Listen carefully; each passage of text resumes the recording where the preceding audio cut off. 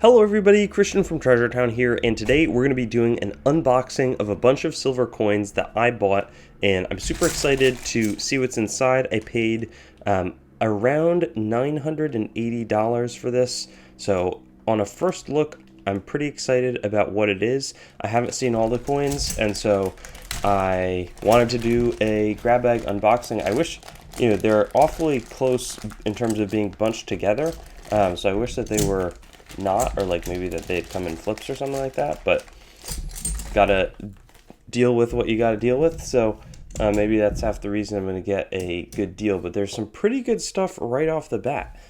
So very, very interested to see. I'd purchased these mostly for resale, and here you can see beautiful 1915 Cuban peso. We have the Republic of Cuba, a little bit of a hit there, un peso, 1 peso, no edge lettering, and then it says Patria y Libertad. I think that's like country and liberty. I can see that this is a bit cleaned. There's some, scrub marks on the coin, some hairlines, and I think it's interesting. A lot of the South American and Central American, and Cuba's like an island, North America, have the weight of the coin and then the fineness on it very prominently. 1915, America would have struck this coin. It's like when the Cubans first start producing coins after a long time of not doing so. So, good coin to start with. After that, we've got one sol, firme y feliz por la unión. I don't remember what that is. I know it's a Peruvian coin, and it's going to be from 1930. This one's only 5 decimos, 50% silver, but it's in pretty nice condition, and solid coin, just probably not worth, and it looks a little bit like has interesting kind of grainy surfaces, but it's just from being 50% silver is my definite guess on that one.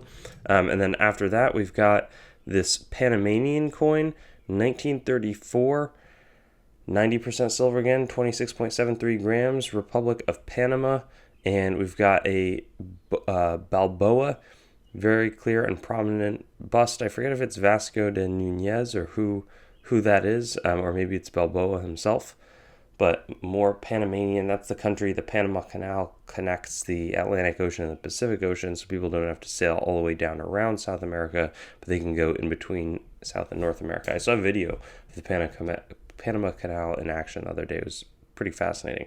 Here, also, this one's a little bit cleaned. It looks like an older, just based off of the strike type, and it is 1869. This one's 90% silver. Very nice sol from Peru, Peruana. And after that, looks like probably, I would guess that this one, you can kind of really see the surface texture between the older and the more modern. This one will be from 1874, and it has a little bit of nice toning on it, so very nice silver crown right here. Okay, cool. This one's one of the earlier Mexican coins. It looks like maybe a 21? Is that the date on these? Yeah, MCM is 1900 XXI, 1921 Mexican, 2 pesos, 24 grams of pure silver. Very, very cool. MO, Mexico City, Casa de Moneda de Mexico from 1535 and on. It's going to be the mint mark there. After that, this one also has been a bit clean, but 1933 Cuban peso. Great. Love the crown size silver. It's always fun to pick up.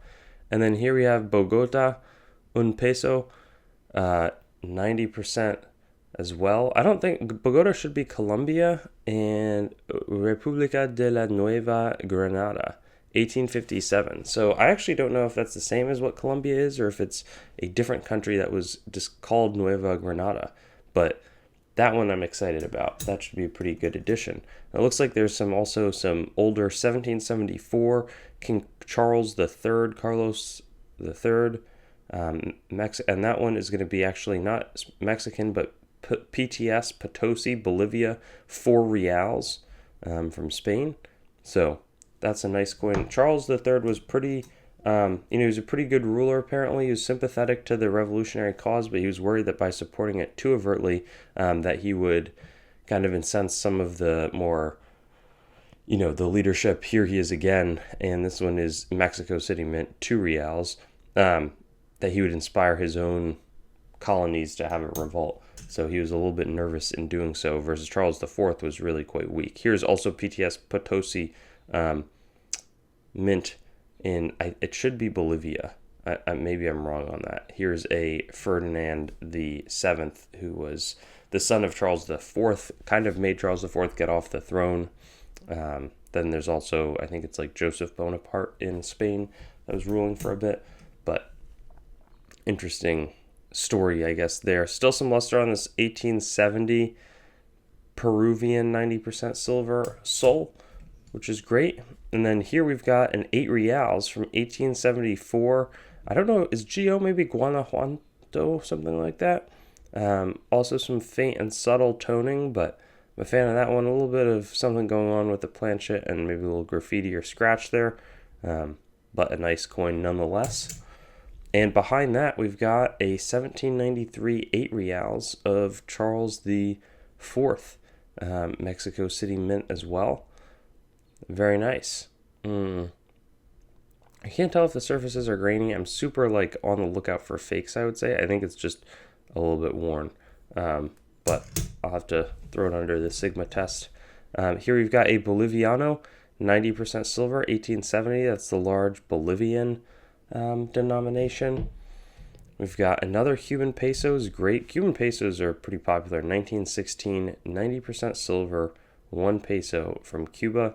Super cool. Has, you can see a fair amount of, like, it was bag marks, would have been jiggling around in a big bag of those peso coins, and the rim hits, right after a strike. And another peso, awesome, 1933. I think we were still striking for them at this point. America made coins for just a ton of countries for a long time, and Mexico, I don't think was one of them, but certainly Cuba was.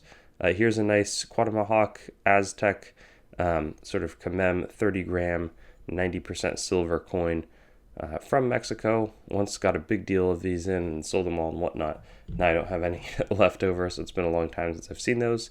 And then here we've got a Spanish 1897 peso. That's kind of probably seen some better days, but also in pretty good shape for Alfonso XIII, who was like a baby emperor. And so I think this is the second oldest portrait that he has. That's a good coin, though.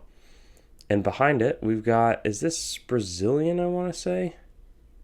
Let's see. Yes, it's a Brazil 2000 race from Petrus Pedro II.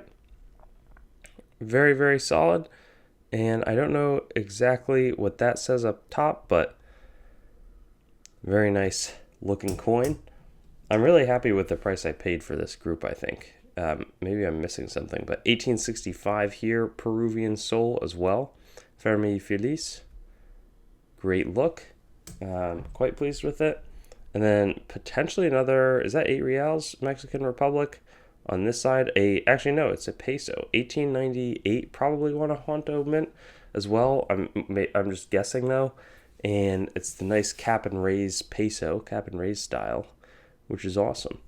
Very pleased with that. I'll have to look at the coin a little bit closer, but I'm not so familiar with the peso designs. And then here we have a 1794 thaler from Prussia, it looks like. King Friedrich Wilhelm, König von Preußen. And on this side, we've got, looks like, interesting, 1794. An imperial eagle, but I'm not sure what the figures standing on either side really mean. And then lastly, we have this 8 reals of Mexico, which is awesome. Mexico City Mint. Let's guess the date. I'm going to guess 1782. Whoa, I was way off. 1821. I just haven't seen very many of these 8 reals. But Ferdinand VII as well. Very near the time of Mexican independence, so I think that can be interesting to people. So very pleased with that. And I think that seems like a great deal on all this stuff. I was really excited when I purchased these coins out of a sort of dealer auction that I sometimes attend, and I think it's a very, very good outcome in front of us. that I will look forward to cataloging, preparing for resale, and getting on the site and whatnot in the weeks to come. So have a good day, everybody, and look forward to seeing you on some future videos. Thanks for watching the video. Make sure to head on over to treasuretown.com and sign up for our email list to stay up to date on everything that's happening, whether it's auction updates, exciting new inventory drops, coin collecting news, or general informational resources. Hope you enjoyed the video, and I'll see you on another one.